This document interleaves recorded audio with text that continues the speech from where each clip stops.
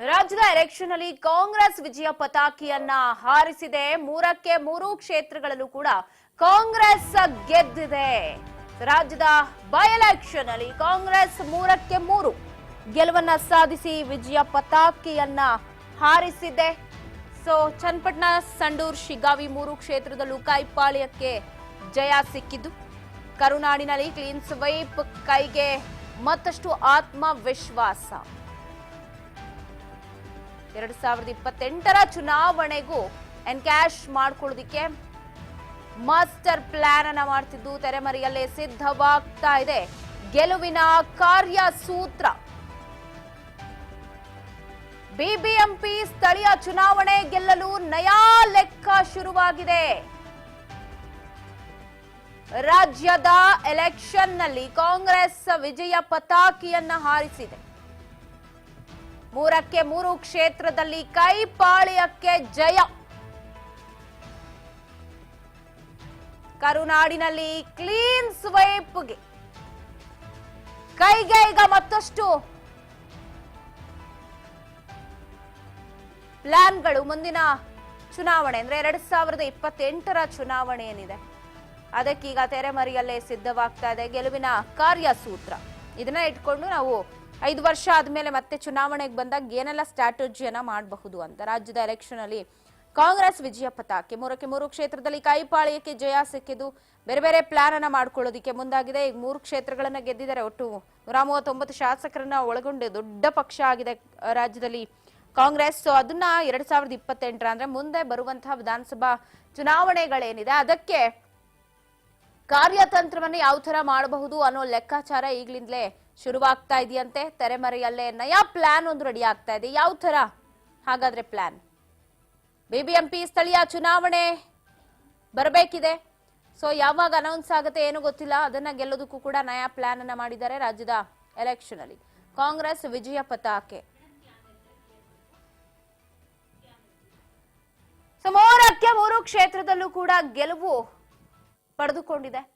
3 ಕ್ಷೇತ್ರದಲ್ಲಿ ಗೆದ್ದ ನಂತರ ನಮ್ಮದೇ ಪಾರುಪತ್ಯ, ನಮ್ಮದೇ ಆಧಿಪತ್ಯ, ನಾವೇ ಒಂದಷ್ಟು ಸ್ಟ್ರಾಟಜಿಯನ್ನ ಮಾಡಬಹುದು ಅನ್ನೋದು ಲೆಕ್ಕಾಚಾರ ಕೂಡ ಈಗ ಶುರುವಾಗಿದೆ. ರಾಜ್ಯದ ಎಲೆಕ್ಷನ್ ಅಲ್ಲಿ ಕಾಂಗ್ರೆಸ್ ವಿಜಯ ಪತಾಕೆ. ಗ್ಯಾರಂಟಿ ಲಾಭವಾಗಿಸಿಕೊಳ್ಳೋದು ಒಂದು, ಇತ್ತ 3ಕ್ಕೆ 3 ಕ್ಷೇತ್ರಗಳು ಗೆಲುವು. ಇತ್ತ ರಾಜ್ಯದಲ್ಲಿ ಗೃಹಲಕ್ಷ್ಮಿ ಸಂಘಗಳನ್ನೇ ಹುಟ್ಟುಹಾಕಬೇಕು ಅಂತ ಈಗೇನು ಈ ಧರ್ಮಸ್ಥಳ ಸಂಘ, ಆ ಸಂಘ, ಈ ಸಂಘ,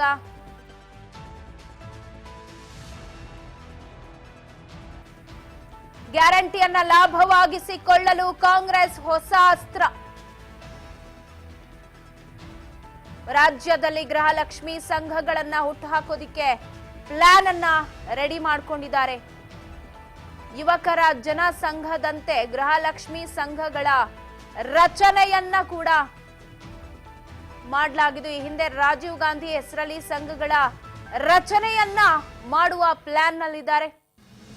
ಪ್ರತಿ ಊರಲ್ಲೂ ನೆಟ್ವರ್ಕ್ ಅನ್ನ ರೂಪಿಸೋದಿಕ್ಕೆ ಯುವಕರ ತಂತ್ರ, ಒಂದು ಟೀಮೇ ರೆಡಿ ಆಗಿದೆ. ಯುವಕರ ಒಂದು ಟೀಮ್ ಆರ್ಥಿಕ ಸಬಲೀಕರಣದ ಮೂಲಕ ಮತ ಸೆಳೆಯೋದಿಕ್ಕೆ ಪ್ಲಾನ್ ಅನ್ನ ಮಾಡಿದ್ದಾರೆ.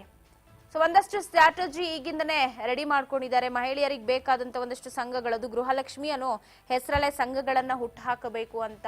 ಹಿಂದೆ ರಾಜೀವ್ ಗಾಂಧಿ ಆ ಸಂಘ ಯಾವ ರೀತಿಯಾಗಿ ಹೆಸರುವಾಸಿಯಾಗಿ ಮನ್ನಣೆಯನ್ನು ಪಡೆದುಕೊಂಡಿತ್ತು ಆ ರೀತಿ ಇದೊಂದು ಉಳಿಬೇಕು. ಇದು ಕಾಂಗ್ರೆಸ್ ತಂದಂತಹ ಗ್ಯಾರಂಟಿಯಲ್ಲಿ ಆ ಗೃಹಲಕ್ಷ್ಮಿ ಕೂಡ ಒಂದಾಗಿತ್ತು. ಗೃಹಲಕ್ಷ್ಮಿನೇ ಕೈ ಹಿಡಿದಿದೆ ಅಂದ್ರೂ ತಪ್ಪಾಗಲ್ಲ ರಾಜ್ಯದ ಜನದಲ್ಲೇ. ಯಾಕಂದ್ರೆ ಗೃಹಲಕ್ಷ್ಮಿಯಿಂದ ತುಂಬಾ ಜನ ಹೆಣ್ಮಕ್ಳಿಗೆ ಅದ್ ಲಾಭ ಆಗಿದೆ ಅಂತ. ಈಗ ಇನ್ನೊಂದು ಕಡೆ ಸ್ಥಳೀಯ ಚುನಾವಣೆ ಇದೆ, ಅಂದ್ರೆ ಗ್ರಾಮ ಪಂಚಾಯತಿ ಚುನಾವಣೆಗಳಾಗಿರ್ಬೋದು, ಬಿಬಿಎಂಪಿ ಚುನಾವಣೆಗಳಾಗಿರ್ಬೋದು, ಅದನ್ನ ಕೂಡ ಮಾಡ್ಬೇಕು. ಅದು ಯಾವಾಗ ಆಗುತ್ತೆ ಏನು ಗೊತ್ತಿಲ್ಲ. ಅಲ್ಲಿ ಕೂಡ ಗೆಲುವು ಎಷ್ಟು ಈಸಿಯಾಗಿ 3ಕ್ಕೆ 3 ಕ್ಷೇತ್ರವನ್ನ ಗೆದ್ವಿ, ಅದೇ ತರ ನಾವು ಬಿಬಿಎಂಪಿ ಜೊತೆಗೆ ಸ್ಥಳೀಯ ಎಲೆಕ್ಷನ್ ಮೇಲೂ ಕೂಡ ಕಣ್ಣನ್ನ ಇಡಬೇಕು ಅಂತ ಹೇಳಿ ಪ್ಲಾನ್ ಅನ್ನ ಮಾಡ್ಕೊಂಡಿರೋದು. ಮತ್ತಷ್ಟು ಆತ್ಮವಿಶ್ವಾಸ ಈಗ ಬರ್ತದ್ದು. 2028ರ ಚುನಾವಣೆಗೂ ಎನ್ಕ್ಯಾಶ್ ಮಾಡ್ಕೊಳ್ಳೋದಿಕ್ಕೆ ಇದನ್ನ ಪ್ಲಾನ್ ಮಾಡ್ಕೊಂಡಿದ್ದಾರೆ.